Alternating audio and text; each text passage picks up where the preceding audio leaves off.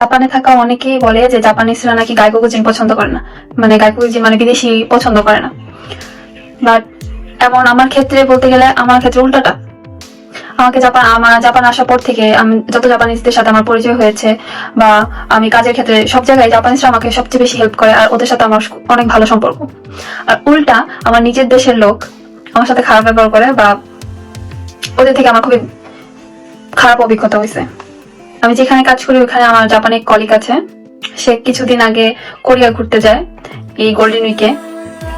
আর সে কোরিয়ার থেকে আমার জন্য গিফট নিয়ে আসছে। এরকম ভাবে আমার কখনো ওকে গিফট দেওয়া হয় নাই, বাট আমি কখনো আশা করিনি ও আমার জন্য গিফট নিয়ে আসবে। আচ্ছা আমি আপনাদের দেখাই আমার জন্য কোরিয়া থেকে কি আনছে। গিফটটা অনেক ছোট হলো, আমার কাছে খুবই ভালো লাগছে যে ও আমার জন্য স্পেশালি গিফটটা নিয়ে আসছে। আচ্ছা দেখি গিফটে কি কি আছে।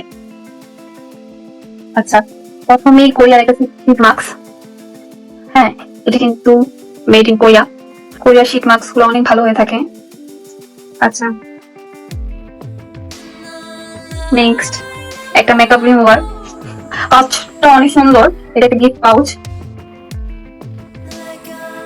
তারপর কিছু চকলেট, এটা একটা কুকির মতো। তারপর একটা লিপস্টিক, আর আর নিচে অনেক ক্যান্ডি আছে এটার ভিতরে। ও যে আমার আমার কথা মনে করে আমার জন্য গিফট নিয়ে আসছে, এটা আমি অনেক হ্যাপি। আর সত্যি কথা বলতে সব জায়গায় খারাপ ভালো মানুষ আছে, বাট আমার সাথে যারা পরিচয় হয়েছে সত্যি ওরা অনেক ভালো। আর ওরা আমাকে খুব পছন্দ করে, আমি নিজেও খুব পছন্দ করি ওদের। সো আমার কাছে মনে হয় আমরা যদি ওদের সাথে ভালো ব্যবহার করি ওরা আমাদের সাথে ভালো ব্যবহার করবে। আর আমি বলে দেই আমার এই ফ্রেন্ডটা কিন্তু জাপানিজ মেয়ে ফ্রেন্ড, ছেলে ফ্রেন্ড না। আবার আপনারা বলতে পারেন যে ছেলে দেখে গিফটটা দিছে, না ও মেয়ে ফ্রেন্ড।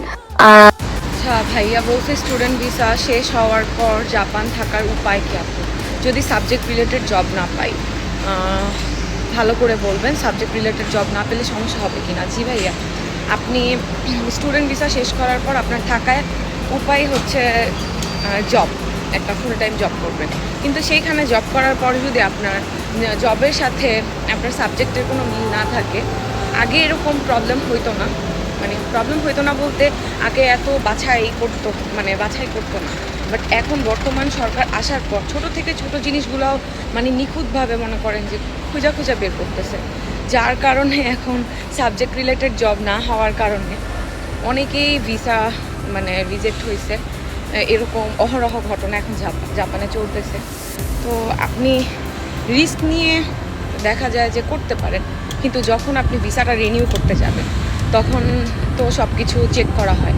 তো যদি ইমিগ্রেশন চেক করে দেখে যে আপনার সাবজেক্টের সাথে আপনার জবের কোনো মিল নাই, সাথে সাথে আপনাকে হয়তো 1 সপ্তাহের একটা নোটিশ দিয়ে দিবে যে তুমি 1 সপ্তাহের মধ্যে তোমার দেশে যাইতে হবে। তো এরকমই হইতেছে বর্তমানে, যার কারণে সবাইকেই বলা হইতেছে যে তুমি যে সাবজেক্টে পড়াশোনা করতেছো সেই অনুযায়ী জব খুঁজো, সেই অনুযায়ী জব করো। আর অবশ্যই সাবজেক্ট অনুযায়ী জব পাওয়া যাবে না কেন, অনেকেই করতেছে না। তো আপনি সাবজেক্ট অনুযায়ী জব করার ট্রাই করবেন, তাহলে ইনশাল্লাহ প্রবলেম হবে না।